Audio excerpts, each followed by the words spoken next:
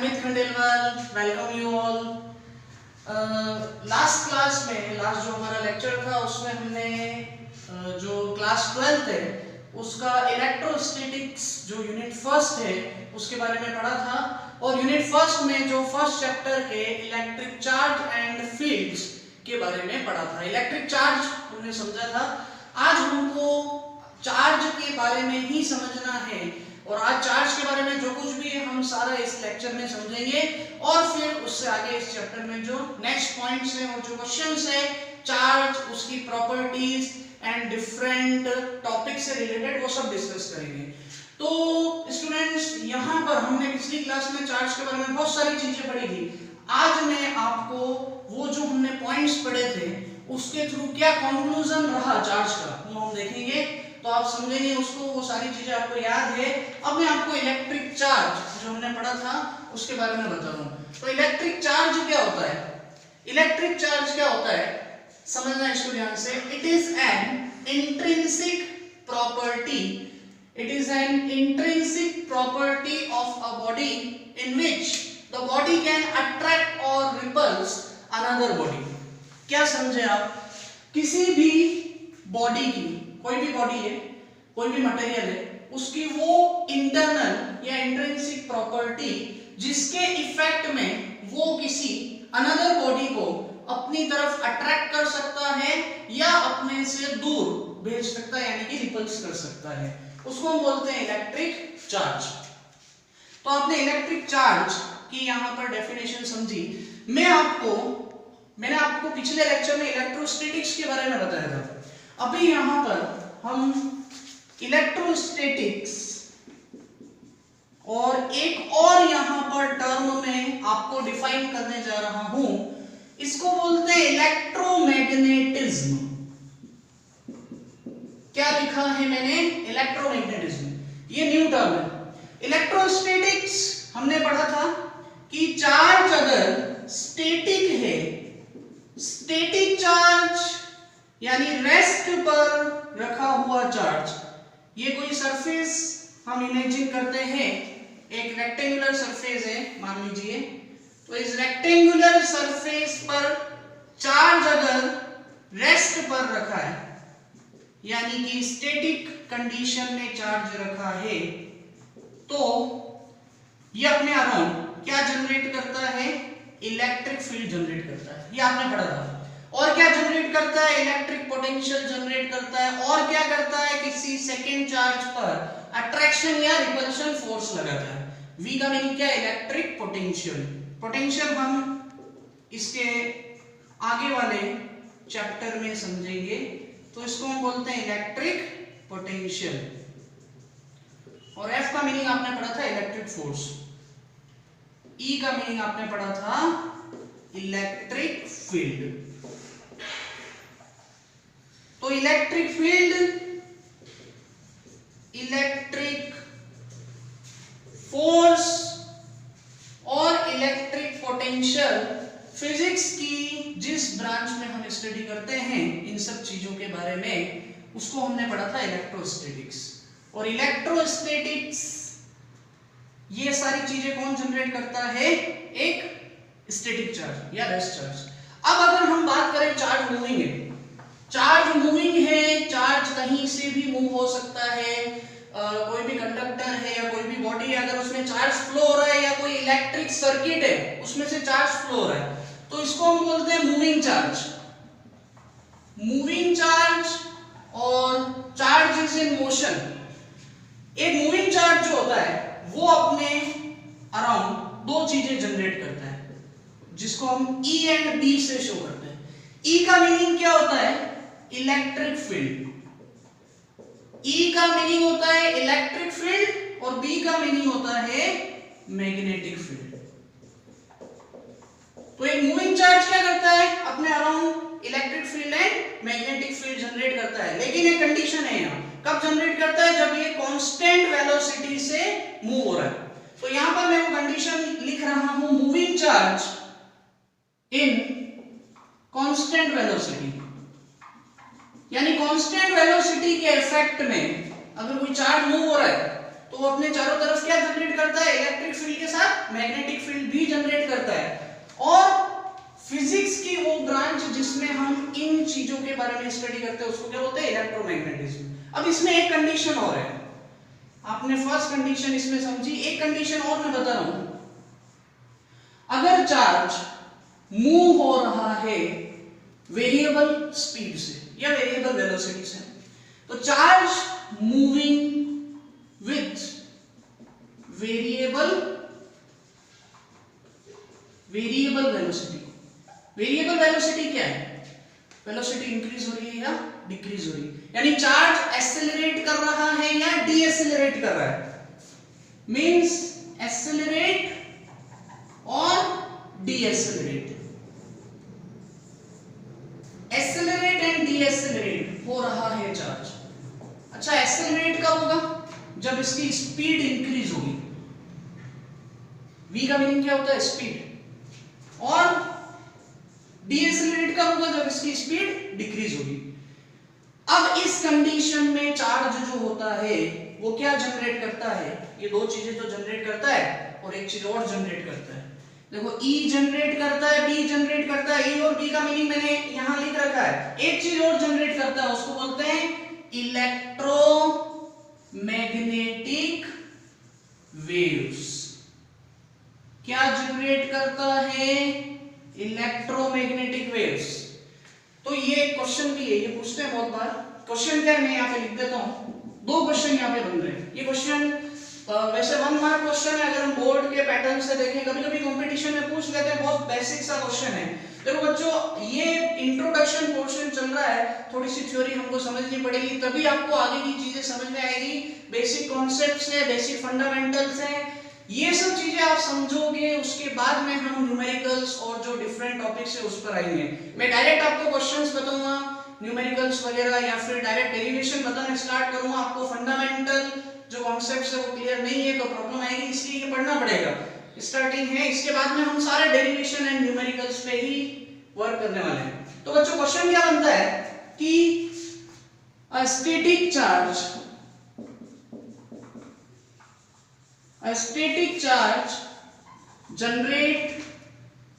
Generates around it. एक static charge अपने चारों तरफ क्या जनरेट करता है, ऑप्शन में आपको दे देता हूं। वैसे यहाँ पे डायरेक्ट आंसर आपको पता है, ये पढ़ा है आपने, ये अगर आता है क्वेश्चन इस टाइप का 1 मार्क का क्वेश्चन है, बोर्ड में आता है, अगर मान लीजिए पेपर में, और कंपटीशन में आता है तो 4 ऑप्शन आपको मिलेंगे। तो ऑप्शन मान लीजिए आपको दिया electric field, option B magnetic field, option C electric field, magnetic field and electromagnetic waves, option D none of above. तो आप क्या टिक करेंगे, या सिंगल 1 वर्ड आंसर है तो क्या लिखेंगे, इलेक्ट्रिक फील्ड, ये वाला। और ये आपने कहां पढ़ा था, इलेक्ट्रोस्टैटिक्स में पढ़ा है, अभी पढ़ ही रहे हम इलेक्ट्रोस्टैटिक्स में ये पढ़ रहे हैं हम चीजें। सेकेंड क्वेश्चन, अगर चार्ज मूविंग है, इसी को मैं लिख देता हूं a moving charge generates around it. A moving charge generates around it। Moving charge क्या जनरेट करता है अपने चारों तरफ, अभी आपने पढ़ा। अच्छा, मूविंग चार्ज में ये दो कंडीशन है, लेकिन क्वेश्चन में कैसे आता है, आपको वही कंडीशन कंसीडर करनी है। क्या लिखना है आपको, आंसर इसका electric field, magnetic field and electromagnetic waves. याद समझ में आया बच्चों?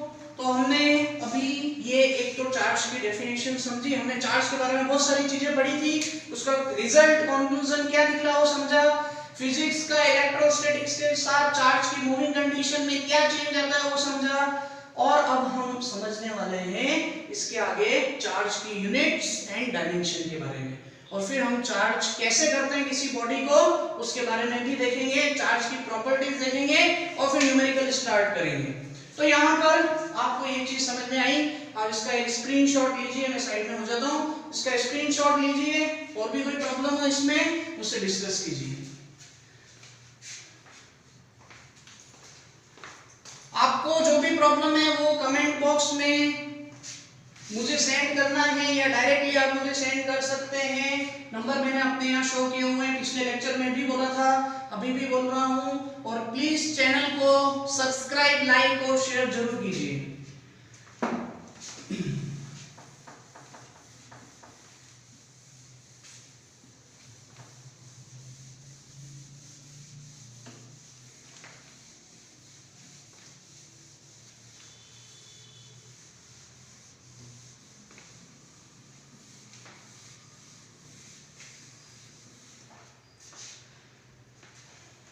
हाँ स्टूडेंट्स, तो आपने चार्ज के बारे में पढ़ा। अब मैं आपको यहाँ पर यूनिट्स ऑफ चार्ज, चार्ज की कितनी यूनिट्स है, ये न्यूमेरिकल में यूज होगा, ध्यान से समझेंगे।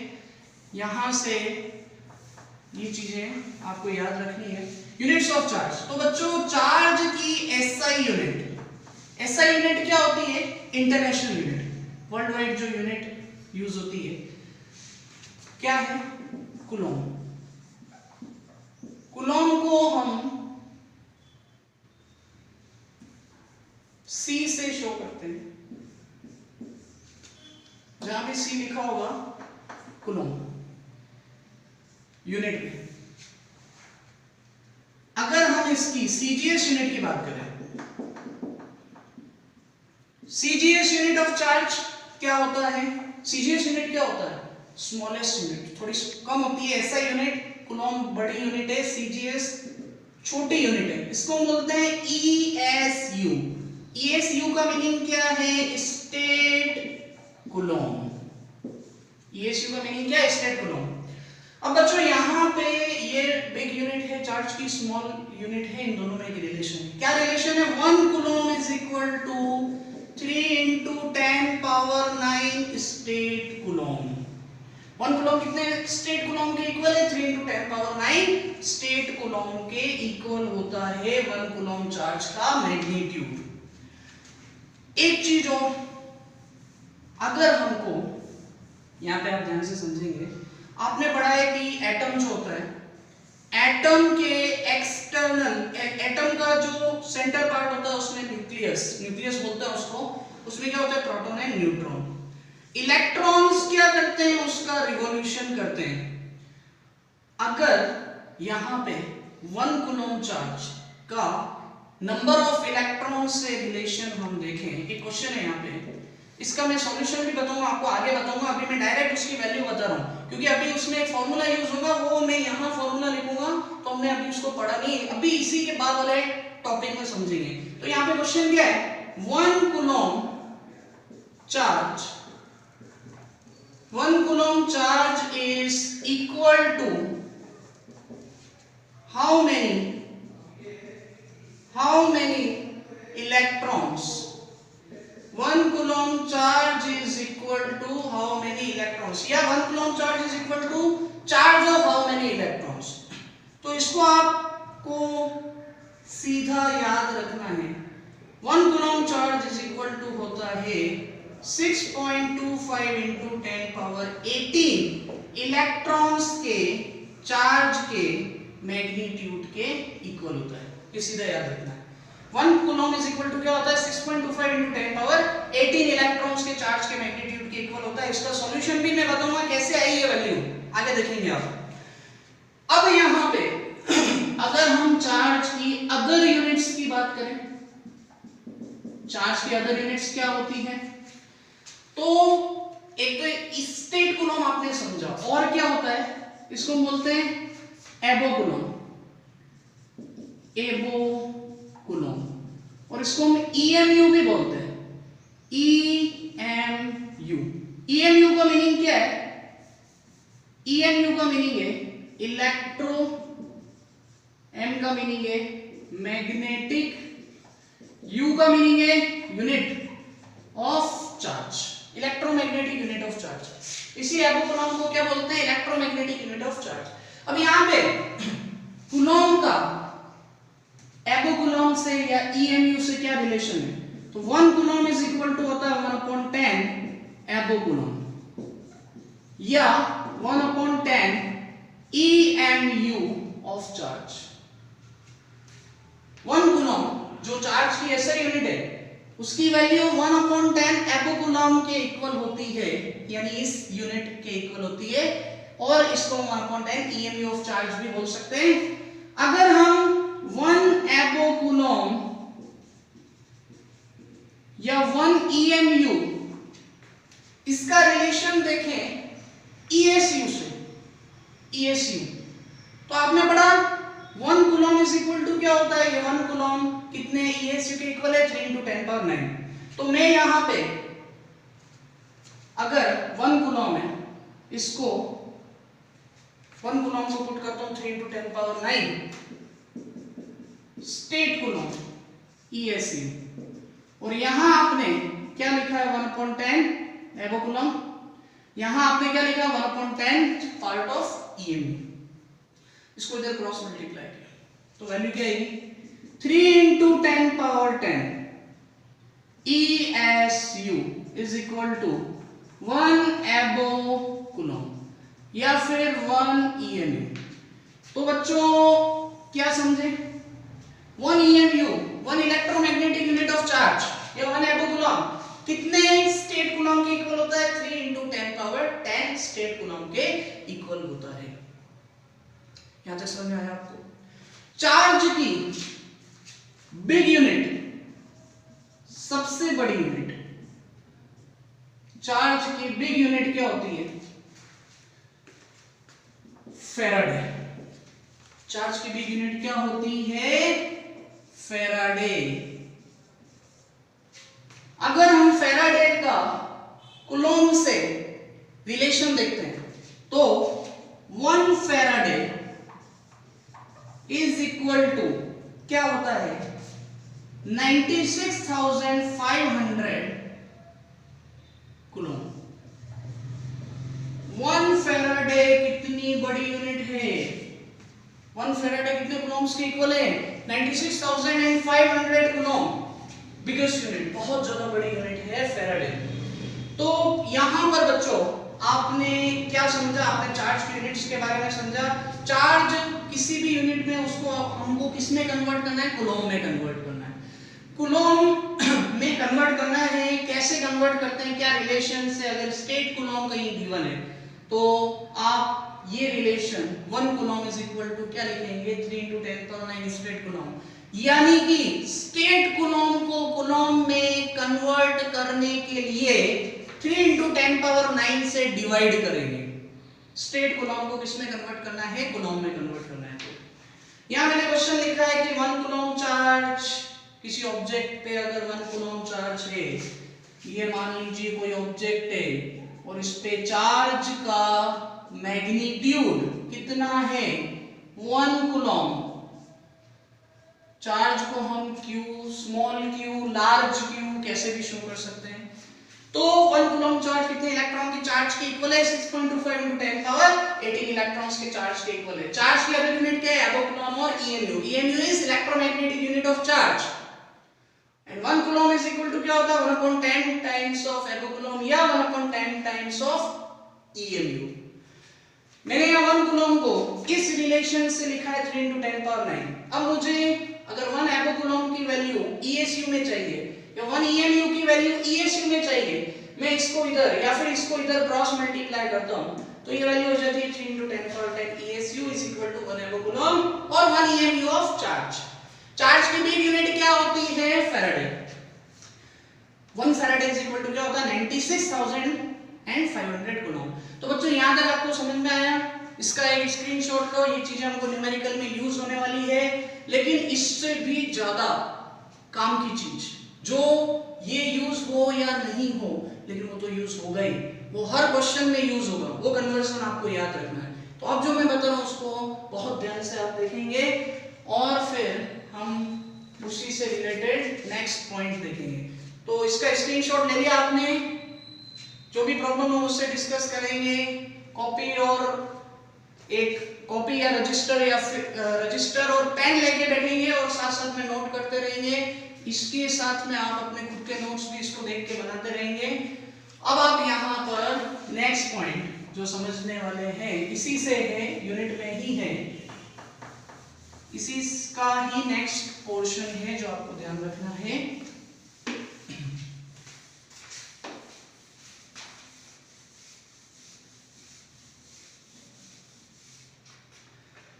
तो यहां पर हम जब भी कोई क्वेश्चन सॉल्व कर रहे हैं, क्वेश्चन में आने वाली चीजें हैं, अगर हमको चार्ज दे रखा है mc, m का मीनिंग क्या होता है मिली, और c का मीनिंग क्या होता है कूलम। 1 मिली कूलम है, मैंने यहाँ यूनिट वैल्यू ली है, चार्ज की यूनिट वैल्यू 1 की जगह कुछ भी हो सकता है, 2.5, 3.8, 7.2, सॉरी 1 की जगह यहाँ पे कोई भी परफेक्ट इंटीजर होगा, जैसे कि कोई भी वैल्यू होगी 2, 3, 4, 5, 6 कुछ भी हो सकता है। मैंने यहाँ से यूनिट वैल्यू लेके स्टार्ट किया, तो 1 मिली कूलम इज इक्वल टू क्या होगा 1 × 10 पावर -3 कूलम के इक्वल। आपको मिली कूलम को किसमें कन्वर्ट करना है कूलम में। कैसे कन्वर्ट करना है 10 पावर -3 से मल्टीप्लाई करना है। नेक्स्ट इज अगर हमको चार्ज गिवन है 1 माइक्रो, सी का मीनिंग कूलम, माइक्रो कूलम, तो माइक्रो कूलम को कूलम में कैसे कन्वर्ट किया जाता है 10 पावर -6 से मल्टीप्लाई करके। अगर हमको क्वेश्चन में एनसी दिया है, एन का मतलब क्या है नैनो कूलम, कूलम में कन्वर्ट करने के लिए आप क्या करते हैं 10 पावर -9 से मल्टीप्लाई करते हैं। अगर हमको क्वेश्चन में पीसी दिया है, पी का मीनिंग क्या है पिको, पिको कूलम, तो आप क्या करते हैं 10 पावर -12 से मल्टीप्लाई करेंगे। अगर हमको क्वेश्चन में 1 एफसी दिया है, एफ का मीनिंग क्या है फेम्टो, फेम्टो कूलम, क्या करोगे 10 पावर -15 से मल्टीप्लाई करोगे, कूलम में कन्वर्ट हो जाएगा। और अगर हमको क्वेश्चन में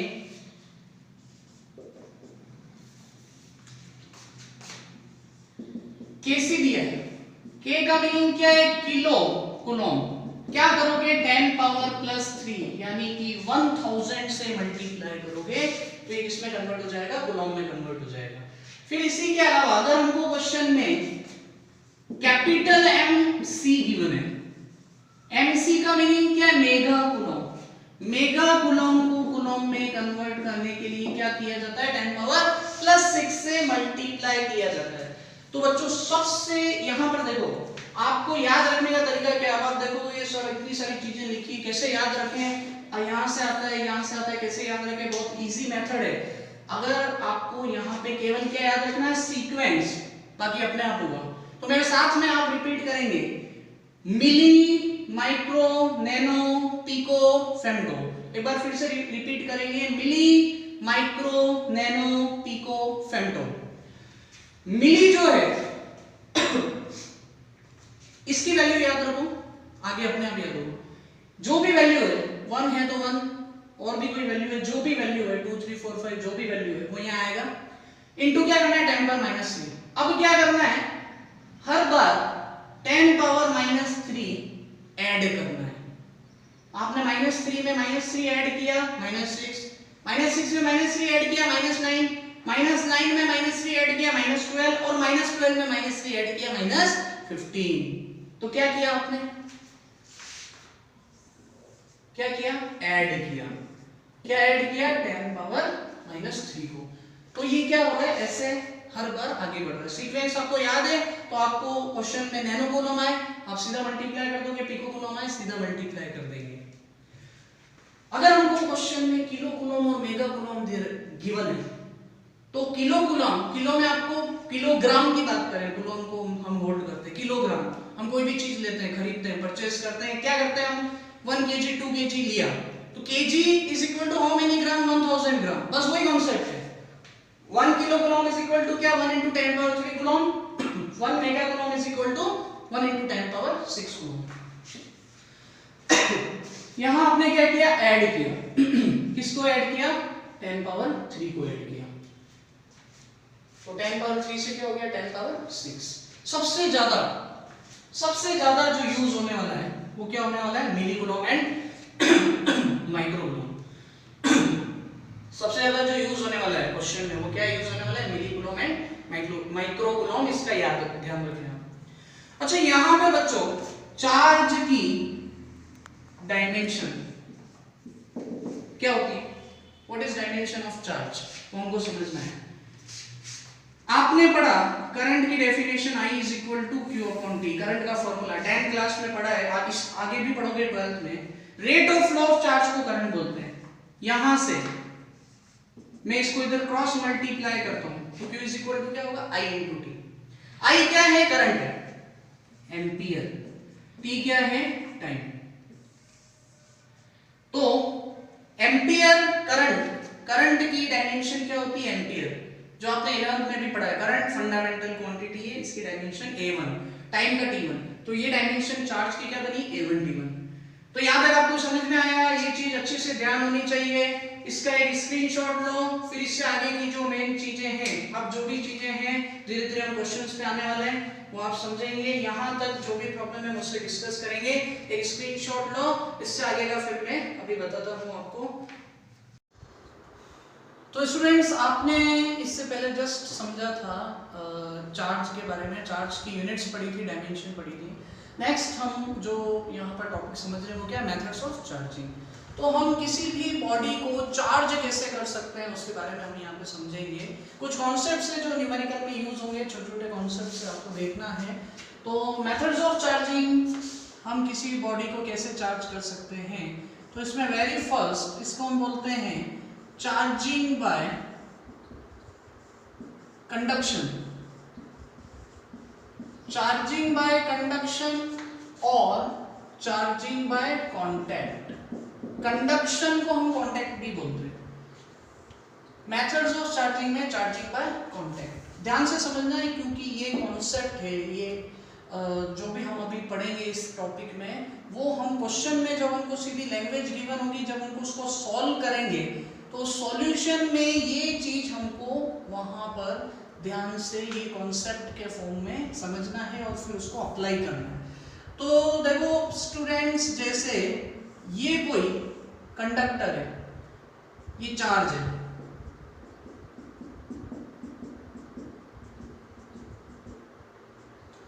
इस पर चार्ज का मैग्नीट्यूड मान लो Q है। कंडक्टर मैंने आपको पहले भी बताया था, ऐसा मटेरियल जिसमें से चार्ज फ्लो हो सकता है या करंट फ्लो हो सकती है।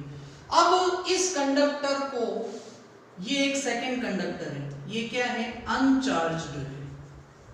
अगर हम इन दोनों को कांटेक्ट में लाते हैं एक दूसरे के, इसको इससे मैं कांटेक्ट करता हूं यानी कि टच करता हूं। अच्छा, अभी यहाँ पर चार्ज का मैग्नीट्यूड क्या है? 0। लेकिन जैसे ही हम इसको इसके कांटेक्ट में रखते हैं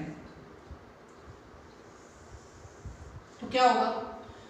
इसका जो चार्ज था वो इस पर भी यूनिफॉर्मली इक्वल मैग्नीट्यूड में डिस्ट्रीब्यूट हो जाएगा।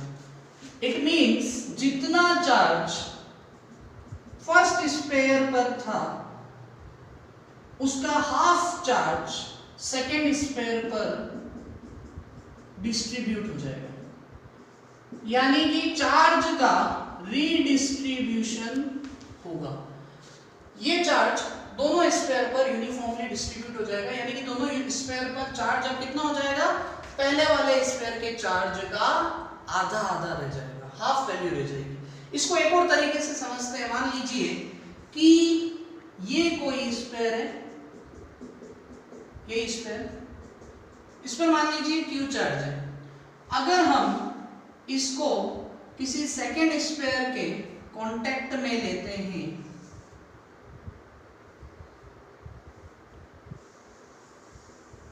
और इस सेकेंड स्फीयर पर यहां पर कितना चार्ज है बच्चों? यहां पर मान लो चार्ज है 2Q/, इसको थोड़ा इजी बना देता हूं मैं। यहां पर मान लीजिए चार्ज है Q/2, यानी यहां पर Q चार्ज का हाफ चार्ज है। अब क्या होगा? इन दोनों को आपस में कांटेक्ट में लिया, जब ये दोनों दूर दूर है तो इस पर चार्ज Q है, इसको Q, इस पर Q/2 चार्ज है, दोनों को कांटेक्ट में लिया तो क्या होगा? अभी मैं थोड़ा सा इन दोनों के बीच में डिस्टेंस कर देता हूं, बिकॉज दोनों अभी कांटेक्ट में नहीं है। अब जैसे इन दोनों को टच किया, कांटेक्ट में लिया, क्या होगा, यहां इन दोनों चार्ज का हाफ मैग्नीट्यूड का चार्ज दोनों स्फीयर पर यूनिफॉर्मली डिस्ट्रीब्यूट हो जाएगा। यानी इन दोनों को हम ऐड करेंगे, एल्जेब्रिक सम करेंगे, 2 का डिवाइड करेंगे, तो ये वैल्यू क्या आएगी आपके पास में 2q प्लस q अपॉन 4।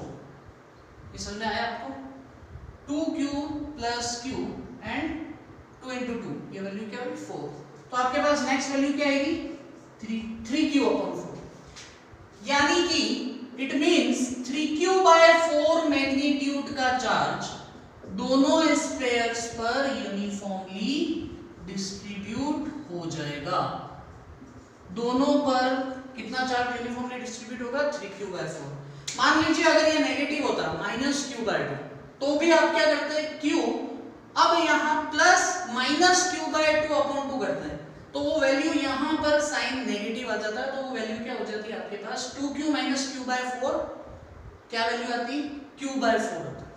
तो वो डिपेंड करेगा कि अगर एक बॉडी पॉजिटिवली चार्ज है, सेकंड बॉडी नेगेटिवली चार्ज है, दोनों को कांटेक्ट में ले रहे हैं, तो क्या होगा, दोनों के चार्ज का विद साइन, पॉजिटिव है तो पॉजिटिव, नेगेटिव है तो नेगेटिव, एल्जेब्रिक सम होगा, 2 का डिवाइड होगा, और जो वैल्यू आएगी वही चार्ज दोनों बॉडीज पर यूनिफॉर्मली डिस्ट्रीब्यूट हो जाएगा। तो बेटा ये जो टॉपिक है इसका क्वेश्चन में जब भी हमको गिवन होगा, जैसे क्वेश्चन में क्या गिवन होगा, मैं क्वेश्चन सॉल्व करूंगा, आपको बताऊंगा कि एक बॉडी है वो अनचार्ज है, एक बॉडी चार्ज है, और अनचार्ज को हम चार्ज के कांटेक्ट में ले रहे हैं, चार्ज की वैल्यू दे रखी है, फिर ऐसा लिखा है कि उस चार्ज को वापस जो अनचार्ज है उसको चार्ज बॉडी के कांटेक्ट में लेने के बाद अगेन उस बॉडी को किसी अनदर बॉडी के कांटेक्ट में लेते हैं, तो उसमें कुछ वैल्यूज हमको फाइंड करनी होती है, वो सब हम आगे देखेंगे। फिलहाल आपको ये कॉन्सेप्ट है जो ध्यान रखना है। सेकंड जो मैं आपको बताने जा रहा हूँ, फर्स्ट आपने देखा चार्जिंग बाय कंडक्शन और चार्जिंग बाय कांटेक्ट। सेकंड क्या है बच्चों, चार्जिंग का जो मेथड है, सेकंड क्या है हमारे पास, उसको हम बोलते हैं चार्जिंग बाय फ्रिक्शन। क्या होता है चार्जिंग बाय फ्रिक्शन का मीनिंग? चार्जिंग बाय कंडक्शन आपने देखा, चार्जिंग बाय फ्रिक्शन क्या होता है देखिए समझिए। जैसे कि ये कोई ग्लास रॉड है, ग्लास रॉड कांच से बनी हुई रॉड है, इसको हम किसी सिल्क क्लॉथ से रब करते हैं, रब यानी फ्रिक्शन, दोनों को एक दूसरे पर रबिंग करते हैं, फ्रिक्शन होगा उससे, तो क्या होगा बच्चों, यहां आपने एक चीज पढ़ी, ध्यान से समझना कि ये जो ग्लास रॉड है और ये जो सिल्क क्लॉथ है, दोनों पर इनके एटम में जितना प्रोटॉन पर पॉजिटिव चार्ज होता है उतना ही इलेक्ट्रॉन्स पर क्या होता है नेगेटिव चार्ज। प्रोटॉन क्या होता है न्यूक्लियस के अंदर, साथ में न्यूट्रॉन होता है, मैं न्यूट्रॉन की बात नहीं कर रहा हूं, न्यूक्लियस के बाहर होता है इलेक्ट्रॉन। अब यहाँ पे ध्यान से समझना, ये ग्लास रॉड है, ये सिल्क क्लॉथ है, मैंने इसको इससे रबिंग किया, तो क्या होगा बच्चों, यहाँ इलेक्ट्रॉन किसी भी एटम में कहाँ होते हैं, एक्सटर्नल ऑर्बिट में अराउंड न्यूक्लियस, तो इलेक्ट्रॉन उस रबिंग के थ्रू क्या होगा, एक मटेरियल से निकलकर सेकेंड मटेरियल में ट्रांसफर हो रहे हैं।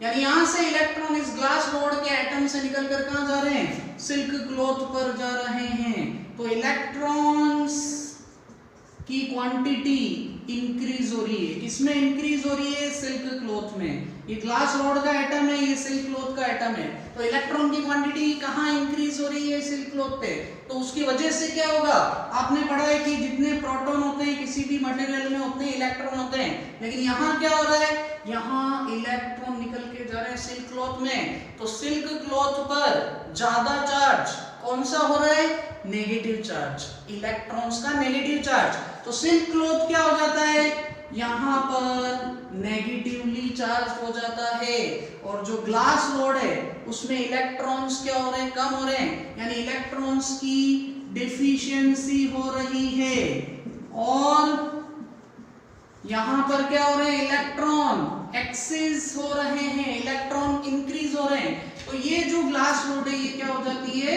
पॉजिटिवली चार्ज हो जाती है, क्योंकि इसमें इलेक्ट्रॉन कम हो रहे हैं। इसमें पहले प्रोटॉन का पॉजिटिव चार्ज इलेक्ट्रॉन के इक्वल था, लेकिन अब इलेक्ट्रॉन की डिफिशियंसी होने से यहाँ ज्यादा चार्ज जो है वो कौन सा रह गया, प्रोटॉन का पॉजिटिव चार्ज। तो ये हो जाती है पॉजिटिव चार्ज्ड ग्लास रोड, और जो इलेक्ट्रॉन जहां गए वो हो जाता है सिल्क क्लॉथ नेगेटिव चार्ज्ड। तो सिल्क क्लॉथ हो जाता है नेगेटिव चार्ज, और जो ग्लास रोड होती है वो क्या हो जाती है, पॉजिटिव चार्ज। इसी को हम एक और डिफरेंट मेथड से देखते हैं इसी चीज को, कि एक हम प्लास्टिक रोड लेते हैं, प्लास्टिक रोड या एक मटेरियल होता है इबोनाइट से बनी रोड, उसको लेते हैं, उसको हम एक फर यानी कि वुलन कोई क्लॉथ है, वुलन क्लॉथ क्या होता है, स्वेटर वगैरह कुछ भी हो सकता है। तो ये थोड़ा इनकी सरफेस जो होती है वो उस पर फ्रिक्शन ज्यादा होता है, अनबैलेंस रफ सरफेस होती है। तो हम जब किसी प्लास्टिक रोड को फर या वुलन क्लॉथ से रबिंग करते हैं तो क्या होता है, इसका उल्टा प्रोसेस होता है। यहां से इलेक्ट्रॉन्स ट्रांसफर होते हैं, कहां ट्रांसफर होते हैं, फर से कहां ट्रांसफर होते हैं, प्लास्टिक रोड पर। तो अभी यहां जो हुआ उसका रिवर्स प्रोसेस होगा, यहां पर इलेक्ट्रॉन की क्या होगी, डेफिशिएंसी, यहां पर क्या होगा, इलेक्ट्रॉन की डेफिशिएंसी, और इलेक्ट्रॉन की जो डेफिशिएंसी होगा, और यहां पर क्या होगा, इलेक्ट्रॉन्स का क्वांटिटी में इंक्रीमेंट होगा। तो इलेक्ट्रॉन एक्सिस अमाउंट में आ जाएंगे, वहां इलेक्ट्रॉन की डेफिशिएंसी हो जाएगी, और यहां पर इलेक्ट्रॉन जो यहां से यहां ट्रांसफर हो रहे हैं उसके थ्रू क्या होगा, प्लास्टिक रोड पर नेगेटिव चार्ज इंक्रीज हो जाएगा, और यहाँ नेगेटिव चार्ज डिक्रीज होगा, तो ज्यादा मैग्नीट्यूड का चार्ज कौन सा रह जाएगा, पॉजिटिव चार्ज रह जाएगा। तो यहां पर आपने देखा कि इलेक्ट्रॉन के ट्रांसफॉर्मेशन होने से फर से इलेक्ट्रॉन कहां ट्रांसफर हो रहा है, प्लास्टिक रोड पर, तो यहां पर क्या हो रहा है, नेगेटिव चार्ज इंक्रीज हो रहा है। तो अब ये रोड क्या हो जाएगी, नेगेटिव चार्ज्ड प्लास्टिक रॉड, ये अब नेगेटिव चार्ज प्लास्टिक रॉड में कन्वर्ट हो चुका है, और यहां पर ये जो फर या वुलन क्लॉथ है ये क्या हो जाएगा, पॉजिटिव चार्ज फर और पॉजिटिव चार्ज वुलन क्लॉथ में कन्वर्ट हो जाएगा। तो यहां पर बच्चों आपने क्या समझा, यहाँ पे आपने एक कॉन्सेप्ट समझा, क्या समझा कॉन्सेप्ट, उसको मैं बता रहा हूँ जस्ट इसके बारे में। ये चीज आपने देख ली थी, कॉन्सेप्ट आपने क्या देखा है बच्चों, यहां आप देखना समझना ध्यान से।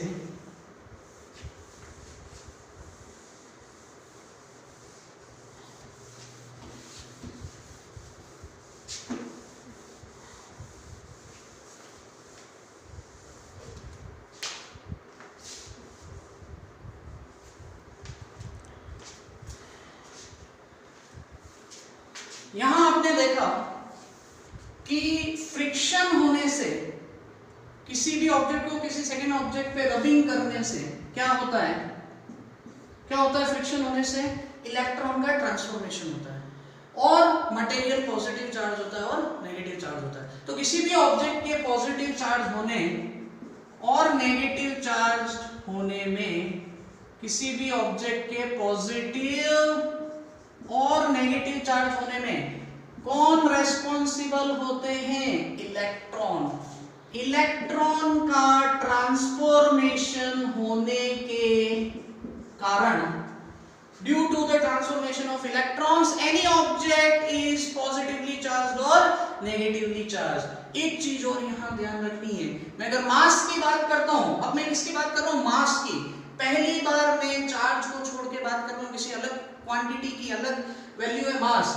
अगर मैं मास की बात करता हूं तो क्योंकि यहां पर इलेक्ट्रॉन्स का ट्रांसफॉर्मेशन हो रहा है ग्लास रोड से सिल्क क्लॉथ पर, तो जिस तरफ इलेक्ट्रॉन एक्सिस अमाउंट में आएंगे उसका मास इंक्रीज होगा, जहां से इलेक्ट्रॉन की डिफिशियंसी हो रही है, रिलीज हो रही है इलेक्ट्रॉन, इसका मास क्या होगा, डिक्रीज होगा। तो मास में भी चेंज आता है चार्ज का ट्रांसफॉर्मेशन होने से। वही बात मैं यहां करता हूं अगर, तो यहां पर क्या हो रहा है, इलेक्ट्रॉन उस फर से यहां आ रहे हैं, कहां पर, इस प्लास्टिक रॉड पर, तो यहां इस प्लास्टिक रॉड का मास क्या होगा, इंक्रीज, और इस वूलन क्लॉथ का जो मास होगा वो डिक्रीज होगा, इसका मास क्या होगा, डिक्रीज होगा। तो चार्ज और मास जो होते हैं वो आपस में एकम्प्लिश होते हैं, आपस में किसी भी ऑब्जेक्ट का जब चार्ज ट्रांसफर होता है, इलेक्ट्रॉन ट्रांसफर होते हैं एक ऑब्जेक्ट से सेकेंड ऑब्जेक्ट में, तो क्या होता है, मास में भी चेंज आता है, ये आपको ध्यान रखना है। तो mass is change due two electron transformation, electron के ट्रांसफॉर्मेशन होने से मास भी चेंज होता है। तो ये आपने सेकंड मेथड देखा, चार्जिंग बाय फ्रिक्शन। एक चीज और यहाँ पे छोटी सी बात, यहाँ पर आपने एक चीज पढ़ा है, rate of flow of charge को क्या बोलते हैं, करंट। आपने देखा यहाँ पर चार्ज किस फॉर्म में फ्लो हो रहा है, इलेक्ट्रॉन्स के फॉर्म में, तो rate of flow of electron को भी यहाँ करंट ही बोलते हैं। यहाँ पर इलेक्ट्रॉन के एक मटेरियल से निकलकर सेकंड मटेरियल में जाने की वजह से जो करंट फ्लो हो रही है उस करंट को फ्रिक्शनल इलेक्ट्रिसिटी बोलते हैं। इस करंट को हम क्या बोलते हैं, मैं यहां पर लिख देता हूं, इस करंट को क्या बोलते हैं, फ्रिक्शनल इलेक्ट्रिसिटी। क्यों कहते हैं फ्रिक्शनल इलेक्ट्रिसिटी, क्योंकि फ्रिक्शन होने की वजह से चार्ज का ट्रांसफॉर्मेशन हुआ, इलेक्ट्रॉन का ट्रांसफॉर्मेशन हुआ और करंट फ्लो हुई, इसीलिए वो करंट जो इलेक्ट्रिक करंट है वो फ्रिक्शन के थ्रू होने की वजह से इसको क्या बोलते हैं, फ्रिक्शनल इलेक्ट्रिसिटी। तो बच्चों यहाँ पर आपने मेथड्स ऑफ चार्जिंग देखा, मैं एक टेबल बना रहा हूँ, इसमें आपको एक चीज ध्यान रखनी है, बार बार क्वेश्चन में पूरे सिलेबस में लगभग हर जगह, चाहे हम फोटो इलेक्ट्रिक इफेक्ट आगे नेक्स्ट जो फिजिक्स सेकंड का एक चैप्टर है उसको हम पढ़ें, या सेमीकंडक्टर इलेक्ट्रॉनिक्स पढ़ें, सेकंड पार्ट में ही है, या हम अभी इलेक्ट्रोस्टैटिक्स पढ़ रहे हैं, मैग्नेटिज्म पढ़ें, हर जगह बार बार ये चीजें यूज होती है। आपने अभी क्या क्या पढ़ा, प्रोटॉन जो होता है इस पर चार्ज का मैग्नीट्यूड कितना होता है, 1.6 into 10 पावर -19 कूलम। प्रोटॉन पर चार्ज का मैग्नीट्यूड कितना होता है, 1.6 into 10 पावर -19 कूलम, और इतना ही चार्ज नेगेटिव मैग्नीट्यूड में किसका होता है, इलेक्ट्रॉन का। न्यूट्रॉन का कोई चार्ज नहीं होता है, मैं नहीं लिख रहा हूं यहाँ, न्यूट्रॉन का यूज भी नहीं होगा, लेकिन एक और पार्टिकल है उसको हम बोलते हैं अल्फा पार्टिकल, इसको हम क्या कहते हैं, अल्फा पार्टिकल। तो बच्चों ये अल्फा पार्टिकल क्या है, अब मैं आपको अल्फा पार्टिकल तो अभी नहीं बताऊंगा क्योंकि हम अल्फा पार्टिकल पढ़ भी नहीं रहे हैं, हम आगे जरूर पढ़ेंगे अल्फा पार्टिकल। आपको बस इतना ध्यान रखना है, जैसे प्रोटॉन होता है एटम में और इलेक्ट्रॉन होता है, तो उसी टाइप का प्रोटॉन और इलेक्ट्रॉन चार्ज्ड पार्टिकल है, पॉजिटिव एंड नेगेटिव, तो अल्फा पार्टिकल भी एक पॉजिटिव चार्ज पार्टिकल है। अल्फा पार्टिकल का, हम यहाँ चार्ज की बात कर रहे हैं, अल्फा पार्टिकल का जो चार्ज होता है वो 2 times of charge of proton के इक्वल होता है। अच्छा, आपने प्रोटॉन का चार्ज क्या पढ़ा, 1.6 into 10 पावर -19 कूलम। मैं इसको मल्टीप्लाई करता हूं तो वैल्यू क्या आएगी हमारे पास, क्या वैल्यू आएगी बताएं जल्दी से, 3.2 into 10 power -19 coulomb, 3.2 into 10 power -19 coulomb. तो बच्चों यहाँ पर बहुत इजी तरीका है इसको याद रखने का, केवल 2 से मल्टीप्लाई करना है तो अल्फा पार्टिकल का चार्ज बन जाएगा। अच्छा बच्चों, अगर मैं मास की बात करता हूं, मास ये था चार्ज, आपने पढ़ा प्रोटॉन का मास क्या होता है, 1.67 10 पावर -27 kg। आपने इलेक्ट्रॉन का मास क्या पढ़ा, 9.1 इंटू 10⁻31 kg। तो अल्फा पार्टिकल का क्या होगा? तो जैसे हमने यहाँ पे रिलेशन समझा, अल्फा पार्टिकल का चार्ज प्रोटॉन के चार्ज का डबल होता है, तो मास में भी रिलेशन है। मास क्या होता है? अल्फा पार्टिकल का मास प्रोटॉन के मास का 4 टाइम्स होता है, यानी कि मैं इसको लिख सकता हूँ 4 times of mass of proton.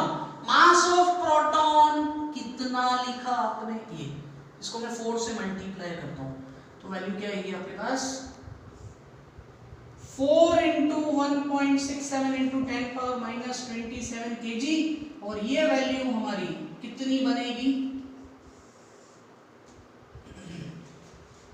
ये वैल्यू आपकी कितनी बन जाएगी। ये टेबल बना रहा हूं मैं, आपको इजी रहेगा थोड़ा, इसको आपको ऐसे टेबल के फॉर्म में ही याद रखना है। तो आगे क्वेश्चंस वगैरह आसानी से आपको चार्ज और मास कहीं पर भी पुट करना है तो आपको याद रहेगा ये चीज, और आपको याद रखनी ही है, बिना इसके तो आप क्वेश्चन सॉल्व ही नहीं कर पाएंगे। अगर आपको क्वेश्चन में दिया है तो बहुत अच्छी बात है, नहीं दिया है तो क्या करोगे, याद रखनी पड़ेगी ना। क्या वैल्यू आएगी बताएं, क्या होगा वैल्यू, 6.68 इंटू 10⁻27 kg। इसको बच्चों मैंने भी ऐसे ही बच्चों को सिखाया है, जो मेरे पास बच्चे आते हैं जितने भी पढ़ने, जो मेरे बैचेस चलते हैं उनमें। और इसके लिए मैं एक शॉर्ट ट्रिक और बता देता हूँ आपको याद करने के लिए, वो भी आपको ध्यान रखनी है। जस्ट 1 मिनट, ठीक है। अब यहाँ बच्चों बहुत इजी मेथड एक बता रहा हूँ, देखो प्रोटॉन इलेक्ट्रॉन का चार्ज इक्वल होता है, अब उसको अलग से याद नहीं रखना है, इसी से आएगा। 6 के बाद क्या आता है, नेक्स्ट डिजिट कौन सी होती है, 7, 7 के बाद क्या आता है, 8, यहां -8 ऐड कर दो, -19 में -8 ऐड करोगे कितना आएगा, -27। हो गया याद, अलग से भी याद नहीं करना पड़ा। 6 के बाद आपने 7 पुट किया, 7 के बाद क्या था 8, 19 में -8 ऐड किया, कितना है 27 kg, इसी से वो वैल्यू आ गई, अलग से भी याद नहीं करना पड़ा। एक वैल्यू याद रखी, यही वैल्यू यहाँ लिखनी है, बस नेगेटिव साइन लगाना है, और यहाँ पे 6 के बाद 7 और 7 के बाद 8 ऐड करना है, और यहाँ पे इसको आप अलग से याद रख लो। इसके लिए मैंने रिलेशन बताया कि अल्फा पार्टिकल का चार्ज इसका डबल करना है और मास में प्रोटॉन के मास का 4 टाइम करना है। तो ये आपके पास हुआ चार्ज और मास के बारे में। तो स्टूडेंट्स आपने इससे पहले चार्जिंग के 2 मेथड्स पढ़े थे, it is the last one method of charging. हम चार्जिंग और भी बहुत तरीके से कर सकते हैं, लेकिन जो मेजर 3 मेथड्स हैं उनके बारे में हमने यहाँ डिस्कशन कर रहे हैं। It is the third method of charging by induction. क्या वर्ड है इंडक्शन का मीनिंग क्या है, what is the meaning of induction.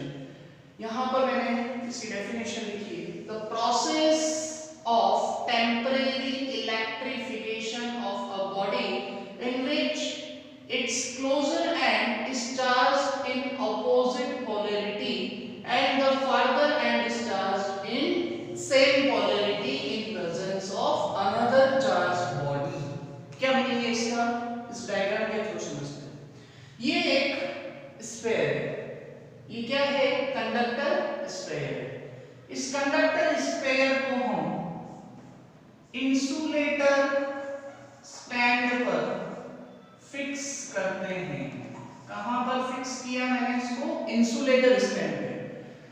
Insulator means ऐसे मटेरियल जिसमें चार्ज या करंट फ्लो नहीं होती है, ये चार्ज यहीं पर डिस्ट्रीब्यूट होगा, जो भी होगा अभी यही होगा, इससे नीचे चार्ज का ट्रांसफॉर्मेशन नहीं होगा।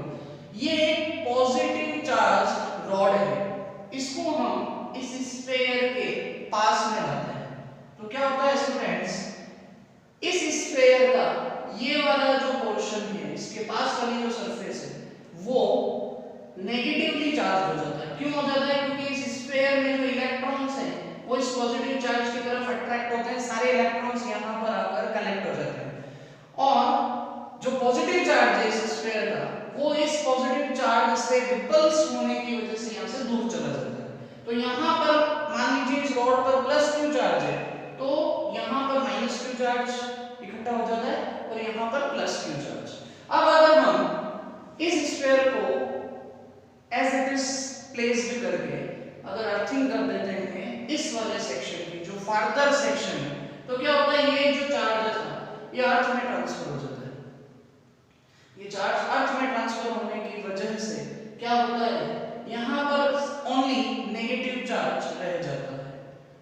और अगर हम इस रॉड को यहाँ से रिमूव कर दें तो अब क्या होता है, जो इंडक्शन हो रहा था, यानी ये चार्ज यहाँ से यहाँ ट्रांसफर हो रहा था और यहाँ से अगेन यहाँ ट्रांसफर हो रहा था, लेकिन कैसे ट्रांसफर हो रहा था, यहाँ पॉजिटिव पोलैरिटी था, यहाँ नेगेटिव पोलैरिटी में कन्वर्ट हुआ है और यहाँ पर अगेन पॉजिटिव पोलैरिटी में कन्वर्ट हुआ है। यानी कि जब हम किसी अनचार्ज्ड बॉडी को किसी चार्ज्ड बॉडी के पास में रखते हैं, केवल रखना है पास में, इनके बीच में रिलेटिव मोशन नहीं करानी है और ना ही इनको कांटेक्ट में लेना है, टच भी नहीं करना, तो क्या होता है कि जो चार्ज्ड बॉडी है उसका जो चार्ज का मैग्नीट्यूड है उतना ही मैग्नीट्यूड का चार्ज इस बॉडी के नियर सरफेस पर ट्रांसफर हो जाता है, लेकिन पोलैरिटी अपोजिट होती है, यानी यहाँ पॉजिटिव है तो यहाँ नेगेटिव ट्रांसफर होगा, और जो फार्दर एंड है यानी दूर वाला जो एंड है वहां सेम पोलैरिटी और सेम मैग्नीट्यूड का चार्ज ट्रांसफर होता है।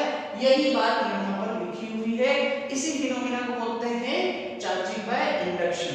और जब हम इस रॉड को यहाँ से रिमूव कर देते हैं तो यहाँ इंडक्शन का फिनोमेना नहीं हो रहा है, तो यहाँ पर अब क्या बचता है, ओनली नेगेटिव चार्ज जो है वो पूरे स्फीयर पर यूनिफॉर्मली डिस्ट्रीब्यूट हो जाता है, क्योंकि आपने पढ़ा है कि चार्ज जो है वो स्फीयर की सरफेस पर डिस्ट्रीब्यूट होता है, कोई भी कंडक्टर होता है उसकी सरफेस पे डिस्ट्रीब्यूट होता है। अच्छा स्टूडेंट्स, अब अगर हम इसी फिनोमेना को टू स्फीयर्स के केस में देखें तो क्या होगा, तो स्टूडेंट्स आपने अभी चार्जिंग बाय इंडक्शन को देखा सिंगल स्फीयर के रेस्पेक्ट में, अगर हम इसी चीज को मल्टीपल स्फीयर्स के रेस्पेक्ट में देखते हैं तो क्या होगा, मैंने थोड़ा सा टाइम कंज्यूम करने के लिए, टाइम को स्पेयर करने के लिए क्या किया, यहाँ पर ये डायग्राम पहले से बना दिया, आपको समझना है। यहाँ पर टू स्फीयर्स को एक दूसरे के बिल्कुल नियरली प्लेस किया है और इस पर प्लेस किया है इंसुलेटर स्टैंड पर। एक पॉजिटिव चार्ज रॉड को हम यहाँ रखते हैं फर्स्ट स्फीयर के पास में, टच नहीं करना है, टच नहीं करना है, फ्रिक्शन नहीं करना है, पास में रखना है। क्या होगा, यहाँ इस स्फीयर का जो नेगेटिव चार्ज है यानी कि इलेक्ट्रॉन से वो अट्रैक्ट होंगे इस पॉजिटिवली चार्ज रॉड की तरफ, तो ये नेगेटिव चार्ज जो इलेक्ट्रॉन होंगे इस स्फीयर के वो अट्रैक्ट होके यहाँ पर कलेक्ट हो जाएंगे, और किस मैग्नीट्यूड में कलेक्ट होंगे, जितना चार्ज पॉजिटिव चार्ज इस रॉड पर है, यानी कि -q मैग्नीट्यूड में। और जो सेकंड स्फीयर है उसका जो पॉजिटिव चार्ज प्रोटॉन्स है वो यहाँ इस स्फीयर के पॉजिटिव चार्ज से रिपल्स होकर इसके फार्दर एंड पर आकर कलेक्ट हो जाएंगे, यानी कि यहाँ पर +q चार्ज है उतना का उतना चार्ज यहाँ पर पॉजिटिव चार्ज इस स्फीयर का जो था वो आकर कलेक्ट हो गया। तो हमने क्या देखा, वही चीज जो वहां सिंगल स्फीयर में हुई थी वो यहाँ मल्टीपल स्फीयर्स में हुई है। यही पॉइंट यहाँ पर हम समझेंगे कि ये दोनों अनचार्ज्ड स्फीयर थे, इसको चार्ज्ड रॉड के पास में प्लेस्ड करने पर जो नियर सरफेस है फर्स्ट स्फीयर की वो नेगेटिवली चार्ज हो जाता है और फार्दर सरफेस पॉजिटिवली चार्ज हो जाती है। अब अगर हम इस रॉड को यहीं रखते हुए इनके बीच में लिटिल बिट डिस्टेंस इंक्रीज करते हैं तो क्या होता है, यहाँ कोई मेजर इफेक्ट चार्ज के डिस्ट्रीब्यूशन पे नहीं पड़ता है, यहाँ -q चार्ज ही रहता है, यहाँ +q ही रहता है और रॉड का चार्ज भी वही है। लेकिन अगर हम रॉड को यहाँ से रिमूव कर दें तो अब क्या होगा, अब इंडक्शन जो हो रहा था ये +q चार्ज या -q और -q से अगेन +q चार्ज के फॉर्म में ट्रांसफर हो रहा था। अगर हम इसके पास में और भी स्फीयर रख दें, ये 2 स्फीयर से 3 4 5 बहुत सारे रख दें तो क्या होगा, -q +q -q +q सब पर charge same magnitude but opposite polarity में ट्रांसफर होता रहेगा, यानी चार्ज का क्या होता रहेगा, इंडक्शन होता रहेगा। तो यहाँ पर जब हम रॉड को रिमूव कर देते हैं तो क्या होता है, अब इंडक्शन तो फिनिश हो गया क्योंकि रॉड से इंडक्शन हो रहा था, चार्ज इंड्यूस्ड हो रहा था, म्यूचुअली इंड्यूस्ड हो रहा था from one sphere to another sphere. अब क्या होगा, ये जो नेगेटिव चार्ज है ये उस पॉजिटिव चार्ज की तरफ अट्रैक्ट होगा, दोनों चार्ज इसके ऑपोजिट कॉर्नर्स पर, दोनों स्फीयर्स के ऑपोजिट कॉर्नर्स पर कलेक्ट हो जाएंगे क्योंकि अट्रैक्ट हो रहे हैं। आपने पढ़ा है एक नेगेटिव चार्ज एक कंटिन्यू थोड़ा सा और इंक्रीज करेंगे तो कोई मेजर इफेक्ट नहीं पड़ेगा, ये चार्ज अट्रैक्ट करेंगे, दोनों स्फीयर एक दूसरे से अट्रैक्शन की पोजीशन में रहेंगे। लेकिन अगर हम इसी डिस्टेंस इंक्रीज करने के प्रोसेस को कंटिन्यू रखें, we are continuously increasing distance of both spheres, then what will happen? The charge is uniformly distributed over the surface of both spheres, यानी कि दोनों स्फीयर्स के सरफेस पर चार्ज जो होगा वो यूनिफॉर्मली डिस्ट्रीब्यूट हो जाएगा। तो हमने यहाँ पे अलग अलग कंडीशन से क्या समझा है, चार्जिंग बाय इंडक्शन को समझा है। तो स्टूडेंट्स आज के लिए इतना ही। आज हमने चार्ज की यूनिट्स, डायमेंशन, चार्ज की मेथड्स ऑफ चार्जिंग, फिजिक्स की ब्रांचेस, बहुत सारी चीजें पढ़ी है। नेक्स्ट लेक्चर में हम बहुत ही इंटरेस्टिंग चीज के साथ आने वाले हैं, बहुत ही इंटरेस्टिंग टॉपिक डेरिवेशन और उस पर न्यूमेरिकल स्टार्ट होने वाले हैं, जिनको बहुत ही इंटरेस्टिंग और मजेदार तरीके से मैं आपको समझाने वाला हूँ। तो यहाँ आज इस लेक्चर के लिए इतना काफी है और हम अब नेक्स्ट लेक्चर में नेक्स्ट चीजें डिस्कस करेंगे। तब तक के लिए आप जो भी मैंने आज वाले लेक्चर में बताया है और उससे पहले वाले लेक्चर्स में बताया था, मेरे YouTube चैनल को प्लीज सब्सक्राइब, लाइक और शेयर जरूर करें। मैक्सिमम स्टूडेंट्स तक इसको शेयर करें, जिससे सारे स्टूडेंट्स इन सब चीजों को अच्छे से समझ सकें और मैं बहुत ही इंटरेस्टिंग वे में आपको बताने वाला हूँ ये सारी चीजें और बहुत अच्छा रिजल्ट आपका आने वाला है। अब तो इससे आगे तक की चीजें हम नेक्स्ट क्लास में ही डिस्कस करेंगे। तब तक के लिए good bye and have a nice day.